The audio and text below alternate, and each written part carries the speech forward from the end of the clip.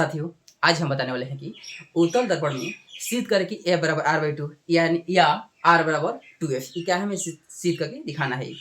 तो उत्तल दर्पण कहते किसको है, यानी वो ऐसा दर्पण जिसका परावर्तन सतह उभरा होता है, उससे हम कहते हैं उत्तल दर्पण कहते हैं। जैसे देखिए यहाँ पर वह ऐसा दर्पण जिसका परावर्तन सतह क्या होता है, उभरा होता है। इसका जो केंद्र होता है वो दर्पण के पीछे होता है। तो इसका क्या है, पीछे की तरफ क्या होता है, इसका कलई होता है इस तरह से। यह कौन सा दर्पण है, उत्तल दर्पण है। यह जो दर्पण का मध्य बिंदु ही ध्रुव कहलाता है। और यह हो गया सी। जैसे मान लीजिए अनंत से प्रकाश आ रही है, इस तरह से प्रकाश अनंत से आ रही है, प्रकाश तो टकराएगी। जैसे मान लीजिए जिस बिंदु पर टकराती है तो इसको हम नामकरण कर देंगे एम बिंदु पर टकरा रही है, तो परावर्तित भी हो जाएगी इस तरह से। जिस एंगल से आती हैं उसी एंगल से यह परावर्तित हो जाती हैं। अब इस बिंदु पर हम एक लंब डालेंगे, अभिलंब। तो इस तरह से यानी केंद्र पर डलाता है लंब, इस पीछे की तरफ, पीछे की तरफ डलाता है। अब देखिए उत्तल दर्पण में जितना भी इमेज बनता है सब का सब क्या होता है, सीधा बनता है और काल्पनिक बनता है। सभी का सभी क्या होता है, इसमें काल्पनिक बनता है। और इसको जब हम पीछे की तरफ मिलाएंगे इस तरह से पीछे की तरफ, तो यह जो फोकस होकर गुजरता है, बताया है कि दर्पण जो अनंत से प्रकाश जब आती है तो दर्पण की फोकस से होकर वह गुजरती है। तो यह हो जाएगा कैपिटल एफ हो जाएगा। इसका नामकरण हम कर देंगे 1 2, और इसका नामकरण कर देंगे हम 3, और इसका कर देंगे 4, इसका 5, छोड़ दीजिए, काफी है इतना। अब इसका तो हो ही गया। अब देखिए हम लिख देंगे यहाँ पर कि माना कि ए बी एक हल, माना कि ए बी एक उत्तल दर्पण है, उत्तल दर्पण है। हम मान लिए हैं कि ये एक उत्तल दर्पण है जिसमें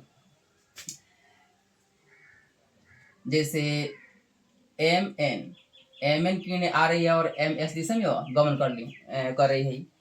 उत्तल दर्पण है जिसमें एन एम किरणें एम बिंदु पर, जिसमें एम एन किरणें दर्पण के एम बिंदु पर एन बिंदु पर टकराती हैं और परावर्तन के बाद एमएस दिशा में गमन करते हैं, एमएस दिशा में गमन करती हैं, एमएस दिशा में गमन करती हैं। और इस पर क्या किया हम कि एक अभिलंब डाले हैं, और वह अभिलंब कौन सा है, ओ एफ एस, ओ से सी की, ओ और सी क्या है, अभिलंब है। यानी दर्पण के पीछे बना है अभिलंब। ये अभिलंब यही है, लेकिन जब हम बैक यानी पीछे की तरफ हम मिलाए हैं सी से, तो केंद्र से यानी केंद्र और परिधि को मिलाने वाली ये रेखा जो होता है वो लंब होता है, त्रिज्या भी होता है वहीं। तो क्या है, हम दर्पण के पीछे बनाए हैं ताकि यही लंब है। तो एम और सी यानी सी एम क्या एक लंब है, तो सी एम लंब डाला, सी एम लंब डाला, इतना हो गया। इसके बाद में प्रकाश के परावर्तन के नियम से प्रमाण में आइए,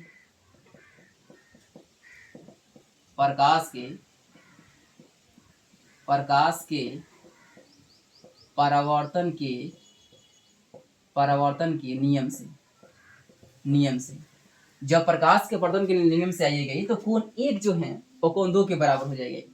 कोण 1 जो है, कोण 1 कोण 2 के बराबर। इस समीकरण हम 1 मान लेंगे, समीकरण जब हम 1 मान लेंगे, देखिए अब यह जो 3 जो है, 3 1 के बराबर होगा। अब क्यों बराबर होगा, देखिए जैसे एन एम एक रेखा है और यह जो क्या है, अभिलंब एक रेखा है, इस तरह से है कि नहीं। तो जब दो रेखाएं एक दूसरे को प्रतिच्छेद कर रही हैं, 1 और 2, इस तरह से अगर मान लीजिए आगे हम बढ़ाएंगे, इस तरह से आगे जब हम बढ़ाएंगे आगे, तो देखिए यह जो कोण हो जाएगा, सॉरी एक दो नहीं, 2 और 3, यह एक देखिए इसके बराबर हो जाएगी। जैसे मान लिया 5, अगर इसको हम नामकरण अगर हम 5 कर देंगे तो 1 और 5 के बराबर हो जाएगा, लेकिन यह 2 इस तरह से है, फोकस होकर, और यह के अभिलंब है, इस तरह से अभिलंब और फोकस है ना है। तो इस कोण का नाम कितना है, 2 है, और इस कोण का नाम कितना है, 3 है। तो 2 और 3 बराबर होगा। कैसे बराबर होगा, ताकि जब दो रेखाएं एक दूसरे को प्रतिच्छेद करती हैं तो समूह कोण से दोनों कोण क्या होता है, बराबर होता है। तो कोण 2 जो है कोण 3 के बराबर हो जाएगी। इसमें यहाँ पर लिख देंगे कोण 2 जो है, कोण 2 कोण 3 के बराबर हो जाएगी। समीकरण 2 हम मान लेंगे। तो अब देखिए समीकरण 1 और समीकरण 2 से, समीकरण 1 तथा समीकरण 2 से, समीकरण 2 से जब आइएगा ये देखिए 2 जो है वो 1 के बराबर है, 2 3 के बराबर है। तो निश्चित बात है कि क्या है, 1 और 3 ये दोनों के आपस में बराबर हो जाएगी, यानी सभी बराबर हो जाएगी। यानी कोण 1 जो हो जाएगा ये कोण 3 के बराबर। समीकरण हम कितना मान लेंगे, 4 मान लेंगे। यह हो गया इतना, कोण 1 और कोण 3 क्या है, ये भी बराबर हो गया। जब बराबर यह हो गया तो देखिए अब ये क्या है, ये समांतर रेखा है कि नहीं। समांतर रेखा एन क्या है, समांतर रेखा इस तरह से है कि नहीं, और क्या है एक प्रधानक है, इसको एक तिर्यक रेखा इस तरह से प्रतिच्छेद कर रही है। तो एक क्या है, संगत कोण, संगत कोण यह 1 है, और यहाँ पर संगत कोण 4 है कि नहीं, 4 है। तो इस जब दो रेखाएं, जब दो समांतर रेखाओं को एक तिर्यक रेखा प्रतिच्छेद करती हैं तो संगत कोण से दोनों कोण क्या हो जाएगा, बराबर हो जाएगा। तो 4 के बराबर हो जाएगा। यहाँ पर हो जाएगा ये कोण 1 जो हो जाएगा ये, यहाँ पर लिख देंगे कि पी सी क्या है, यह समांतर है। किसके समांतर है, तो एन एम के समांतर है, एन एम के समांतर है। जब समांतर हैं तो कोण 1 जो हो जाएगा ये कोण 4 के बराबर हो जाएगा। बराबर कैसे होगा, यहाँ पर लिखना होगा संगत कोण से, संगत कोण से यह क्या हो जाएगा, ये दोनों को दोनों बराबर हो जाएगा। जब बराबर हो जाएगा ये तो देखिए, तो इसको हम नामकरण कर देंगे 4, समीकरण हो जाएगा 4, इसको मान लेंगे। तो समीकरण 3 और समीकरण 4 से, समीकरण 3 और समीकरण 4 से आइए। समीकरण 3 तथा समीकरण 4, 1 3 के बराबर है, 1 4 के बराबर है। तो 3 और 4 दोनों क्या हो जाएगा, बराबर हो जाएगा। कोण 3 बराबर कोण 4 हो जाएगा। देखिए 3 और 4 बराबर हो गया ये। तो एम एफ सी एक त्रिभुज बन रहा है। कौन सा त्रिभुज, तो समद्विबाहु त्रिभुज, ताकि इसमें दो कोण क्या है, बराबर हैं। तो दो भुजा भी बराबर होगा। तो दोनों भुजा कौन कौन सा, एक है एफ सी, दूसरा हो जाएगा एम एफ हो जाएगा ये। तो यह हो जाएगा ये एफ सी जो बराबर हो जाएगा, किसके बराबर हो जाएगा, एम एफ के बराबर हो जाएगा, एम एफ के बराबर हो जाएगा। ये हो जाएगा एम एफ के बराबर, एम एफ के क्या हो जाएगा, ये बराबर हो जाएगा ये। अब दर्पण का द्वारक अत्यंत छोटा करने पर इस समीकरण इसको हम 5 मान लेंगे। दर्पण का द्वारक